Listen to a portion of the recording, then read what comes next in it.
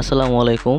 আজকের ব্লগ ভিডিওটি হচ্ছে মহেরা জমিদার বাড়ি নিয়ে। মহেরা জমিদার বাড়ি হচ্ছে বাংলাদেশের টাঙ্গাইল জেলার মির্জাপুরে অবস্থিত কয়েকটি ঐতিহাসিক স্থাপনার মধ্যে একটি। কিভাবে যাবেন টাঙ্গাইলের মহেরা জমিদার বাড়িটি দেখতে? ঢাকা থেকে টাঙ্গাইলগামী বাসে করে নাটিয়াপাড়া বাস স্ট্যান্ডে নামতে হবে, তারপর অটো বা সিএনজি করে জমিদার বাড়িটি দেখতে যেতে হবে।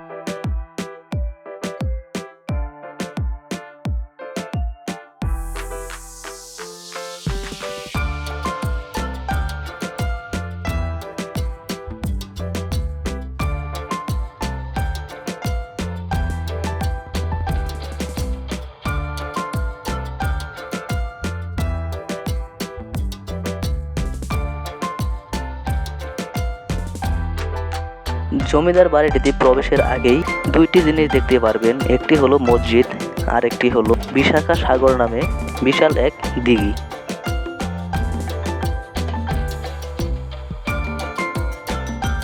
এটি হলো জমিদার বাড়িটিতে প্রবেশের মূল গেট।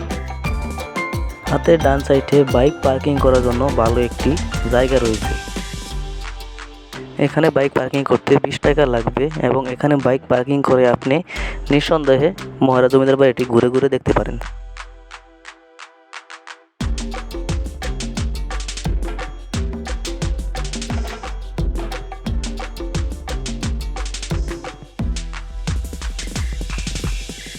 বাইক পার্কিং শেষে আমরা 20 টাকা দিয়ে টিকিট কেটে মহেরা জমিদার বাড়িটিতে প্রবেশ করি।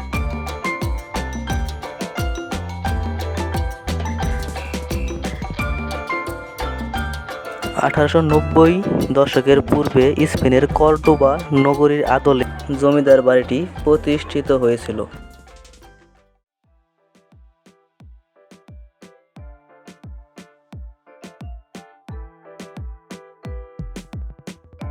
জমিদার বাড়িটি দেখতে অত্যন্ত সুন্দর এবং মনোমুগ্ধকর। জমিদার বাড়িটি দেখতে প্রতিদিন অনেক লোক ভিড় করে।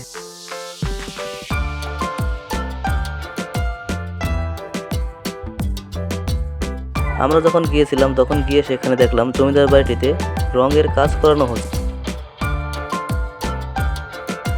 বর্তমানে এই জমিদার বাড়িটিতে প্রতিদিন চলে বিভিন্ন প্রতিষ্ঠানের পিকনিক এবং বিভিন্ন নাটক ও সিনেমার শুটিং।